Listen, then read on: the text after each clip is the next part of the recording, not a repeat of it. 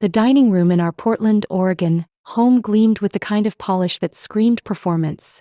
Mahogany table, crystal chandelier, the faint tang of lemon polish in the air. 6 months ago at one of our family's mandatory gatherings, my father fixed his gaze on me, his voice cutting through the clink of wine glasses. "Lila, your work is a disgrace. Scraping by on plants and dirt? That's not a life. Get a real job or get out."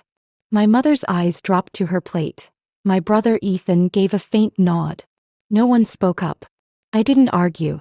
I picked up my satchel heavy with my field notebook and soil samples, and walked out of the house I'd called home for 28 years. Yesterday my phone lit up with Dad's name, not to apologize, but to beg for $75,000 to bail Ethan out of a mess. After years of being invisible, they suddenly needed me. And that shift, it cracked something wide open. Growing up, I was the odd one out, always with muddy boots and a notebook full of pressed leaves. Ethan was the family's pride, business school star, real estate prodigy, his deals splashed across local papers. Mom, a retired librarian, and Dad, a construction magnate, saw his ambition as their legacy. Me. I was Lila, the botanist who studied urban ecosystems, mapping how wildflowers survived in city cracks. My passion wasn't for boardrooms but for resilience. Plants pushing through concrete, life refusing to be buried. At 16, I won a state science fair for a project on native pollinators. I thought Dad might frame the certificate. He just said, "That's a cute hobby, Lila. Don't expect it to pay bills." I kept going, earned a biology degree on a scholarship, and landed a grant to study urban biodiversity. But at family dinners, Ethan's latest property flip dominated. My published paper on invasive species got a "that's nice, dear" from Mom. I learned to shrink myself. I'd bring a salad to Thanksgiving, smile through Ethan's stories, and swallow the urge to share my own. How I'd tracked a rare orchid in a vacant lot, how my blog on urban ecology was gaining traction. Once I gave Mom a framed sketch of a milkweed I'd drawn, its roots curling like hope. She smiled, set it aside, and gushed over Ethan's new car. It wasn't cruelty, just indifference, a slow erasure. I moved to a studio apartment in southeast Portland, paid for with grant money and freelance writing. I didn't tell them when my blog hit 100,000 readers or when I was invited to speak at a conservation conference. I built my world in quiet, away from their judgment. The family gathering 6 months ago was supposed to be about Mom's 60th birthday. I brought a gift, a pressed fern in a glass frame, delicate and green. I hoped it might spark a real conversation. Instead, Dad announced Ethan's new development project, a luxury condo complex. Everyone clapped. I raised my hand, tentative. "I got a grant to study urban green spaces," I said. Dad's face hardened. "Scraping by on plants? That's not a career, Lila. It's a waste." The room went still. Ethan's nod was subtle but sharp. Mom looked away. "If you can't do something respectable," Dad added, "you're not welcome here." I stood, the fern frame still in my hands, and left it on the table as I walked out. No one stopped me. My studio was my sanctuary. One window, a desk cluttered with seed pods, the air sharp with coffee and earth. I threw myself into work, leading community garden projects, writing for ecology journals, and growing my blog Wild Roots. A post about rooftop gardens went viral, landing me a book deal. I didn't tell my family. I bought a used bike, rode through Portland's rain-soaked streets, and felt free. Then yesterday Dad's call came. I let it ring, my hands shaking before answering. "Lila," he said, his voice strained, "Ethan's in trouble. His condo deal collapsed. Bad loans, lawsuits. He needs $75,000 or he's ruined." I gripped the phone. "Why me?" He paused. "I saw your blog, your talks. You're doing well. We're proud." I laughed cold. "You called my work a disgrace and kicked me out. Now I'm your daughter again." He sighed. "We need you, Lila." I hung up, my heart pounding. Why were they desperate now? What had Ethan done? I didn't call back. That night at my friend Nora's loft, I crashed on her couch, surrounded by her pottery and the hum of a space heater. My phone glowed with 37 missed calls. Dad, Mom, Ethan, even Aunt June. Nora handed me a mug of tea. "They only call when they need something," she said. I nodded, staring at a text from Ethan. "Lila, it's bad. Call me." What was bad? Was Ethan's failure bigger than Dad let on? Or was this their way of pulling me back? I didn't reply, but the questions burned. For once, I wasn't their fix. I wanted to know what broke when I refused to bend. The story's getting more and more interesting, isn't it? Don't miss out on what happens next. Hit that subscribe button right now and turn on notifications. Let's see what other challenges await our hero. The morning sun spilled through Nora's loft window, painting the hardwood floor in gold. My phone, a restless intruder on the coffee table, blinked with 49 missed calls. Dad, Mom, Ethan, Aunt June, and a few unknown numbers. Ethan's text from last night lingered in my mind. Lila, it's bad. Call me. I hadn't replied, letting the weight of their sudden need for me settle like sediment. 6 months ago, Dad had called my work with plants and dirt a disgrace, and told me to leave. Now they wanted $75,000 to save Ethan's crumbling empire. I sipped Nora's chamomile tea, the mug warm in my hands, and stared at the notifications piling up. For once, I wasn't scrambling to fix their mess. I wanted them to feel the silence I'd lived with for years. Nora shuffled in, her potter's apron dusted with clay. You gonna answer them? She asked, eyebrow raised. I shook my head. Not yet. By noon, the calls hit 60. I opened my laptop, my blog Wild Roots glowing with comments from readers praising my latest post on urban meadows.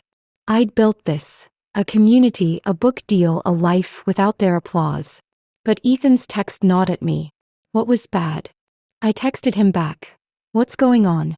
His reply was instant. My deal went south. Investors pulled out and I'm being sued for fraud. Need $75,000 to settle before it goes public. You're the only one who can help. Please. Fraud? Ethan, the golden sun, caught in something dirty? My stomach twisted. I didn't call. Instead, I biked to Grounded Brew, a cafe with exposed brick and the hum of espresso machines, to meet Nora's friend, Sam, a lawyer who'd offered to listen. Sam sat across from me, his laptop open, scrolling through my blog's analytics. Lila, your platform's solid. 500,000 followers, steady income. Why do they think you've got 75 grand lying around? He asked. I shrugged. Dad saw my TEDx talk online, probably thinks I'm swimming in cash. Sam leaned back. And Ethan's being sued for fraud? That's big. You sure you want to stay out of it? I stirred my coffee, the foam swirling like my thoughts. They kicked me out for chasing dirt.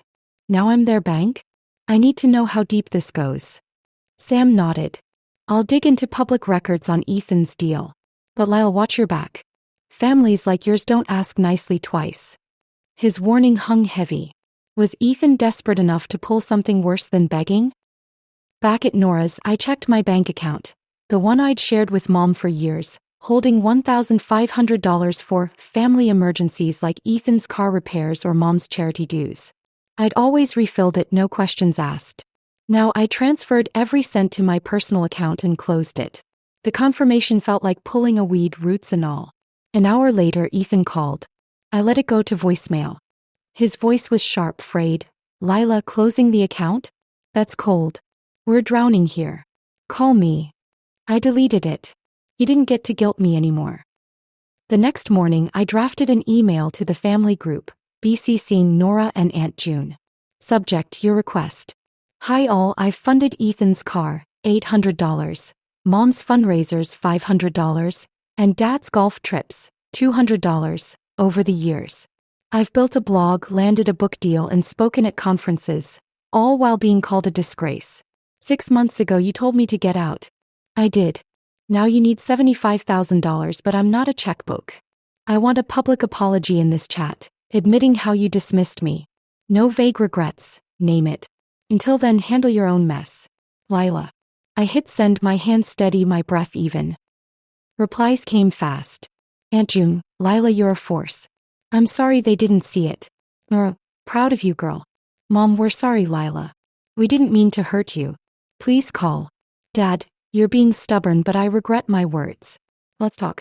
Ethan's was curt. I was wrong to nod along. I'm sorry. We need you. I read them, the words half sincere like rain on parched soil. Not enough to grow trust. Then Sam texted, found something on Ethan's lawsuit. Meet me at the cafe 2 p.m. My pulse quickened. What had he uncovered?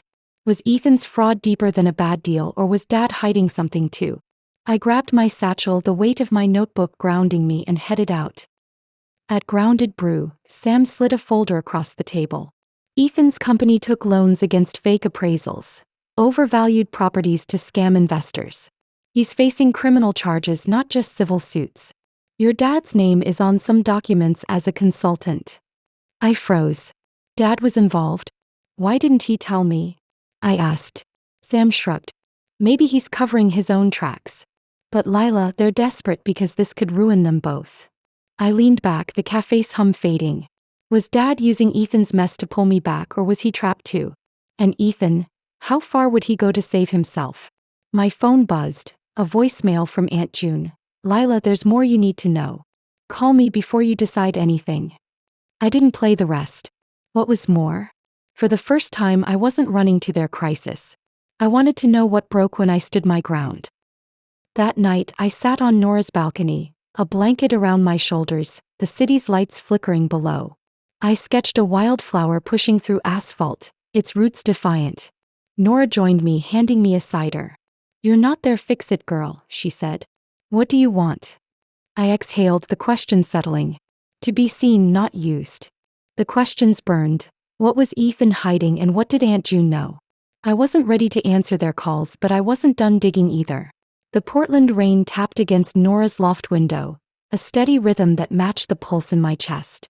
My phone sat silent. Aunt June's voicemail. There's more you need to know. Unplayed, its weight heavier than the 67 missed calls from my family. Ethan's fraud, Dad's name on his shady documents, their sudden need for my $75,000. It all pointed to a truth they'd buried deeper than I'd imagined. 6 months ago, they'd called my work with plants and dirt a disgrace, kicked me out of their polished world. Now they were on my doorstep, not with apologies but with demands. I sketched in my notebook, a dandelion cracking pavement, and let their desperation simmer. I wasn't their savior anymore. Nora slid me a mug of tea. You're not caving, are you? She asked. I shook my head. No. But I need to know what I'm walking away from. The next morning, I met Sam at Grounded Brew, the cafe's warmth a shield against the drizzle. He spread documents across the table. Court filings, emails, bank records. Ethan's fraud wasn't just bad deals, he said. He forged signatures, including Dad's, to secure loans. Your father's claiming he didn't know, but he signed as a consultant. They're both facing charges now. My breath caught. Dad, the man who'd built an empire on honest work, tangled in Ethan's lies? And Aunt June's message? I asked. Sam frowned. She's been digging too. Says she has proof your dad knew more than he's letting on. She's waiting for your call. I nodded, my mind racing.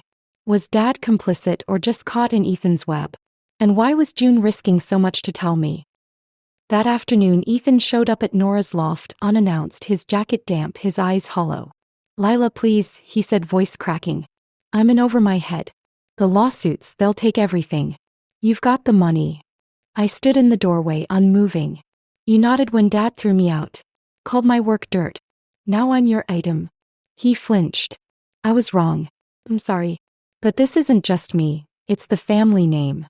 I laughed sharp. The family name you trashed with your scams? I'm not bailing you out. His face hardened. You'll regret this. People are talking, online, in the news. They'll paint you as the selfish one. I shut the door, my heart pounding. Was he threatening me, or was he desperate enough to follow through? I called Aunt June that evening. Her voice was steady but urgent. Lila, your dad knew about Ethan's deals. I found emails. He advised on the appraisals, pushed for bigger loans. He's covering his tracks now, using you as leverage. My stomach twisted. Why tell me? I asked. Because you deserve the truth, she said. You've built something real. Don't let them drag you down. I hung up, her words sinking in. Dad wasn't just complicit, he'd orchestrated part of it. And now they needed my money to clean their mess. I didn't sleep that night, sketching roots and thorns until dawn, each line a defiance. By noon, my blog's inbox was flooded, not with praise but with hate. Comments on Wild Roots called me heartless, greedy, a fake eco-warrior. A local news site ran a story. Portland botanist refuses to save family from ruin. Ethan had posted online a tearful video claiming I'd turned my back on blood, despite my wealth. Sponsors paused contracts. 2 community gardens canceled my workshops. I sat in Nora's kitchen staring at the screen, my chest tight. He'd rewritten the story, made me the villain. Nora squeezed my shoulder. They're desperate, Lila. Fight back. I nodded, calling Sam. Can we sue? I asked. He didn't hesitate. Defamation, clear as day. We'll draft it today. The lawsuit moved fast. 6 weeks later, I stood in a Portland courtroom, the air heavy with murmurs and fluorescent light. Sam laid out the evidence. Ethan's posts, my lost contracts, the dip in blog revenue. Ethan sat across, his suit crisp but his eyes darting. Dad was absent, claiming business. Their lawyer argued it was emotional expression, not malice. The judge wasn't swayed. Impact outweighs intent, she said, ruling in my favor. $90,000 in damages, a public retraction from Ethan, and a cease on further posts. I didn't look at him as I left. Outside, Sam asked, "Want to make a statement?" I shook my head. Let the rulings speak. A week later, I moved my work to a new studio, a sunlit space with shelves for seed jars and a view of the Willamette River.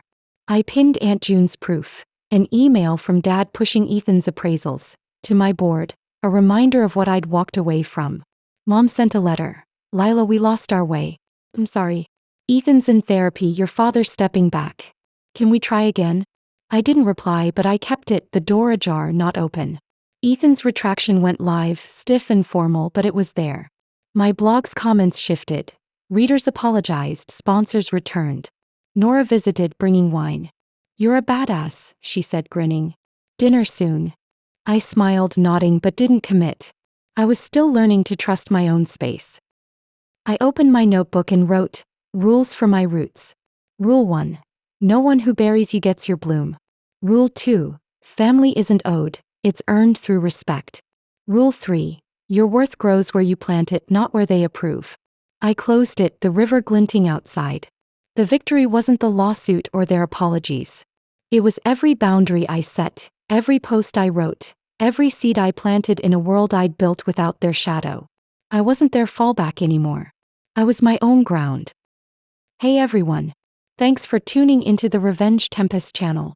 If you love this story, please hit that subscribe button and join our amazing community. Drop a comment below letting us know where you watched us from. Your support keeps us going. Stay tuned for more epic tales. Hey everyone. Thanks for tuning into the Revenge Tempest channel. If you love this story, please hit that subscribe button and join our amazing community. Drop a comment below letting us know where you watched us from. Your support keeps us going.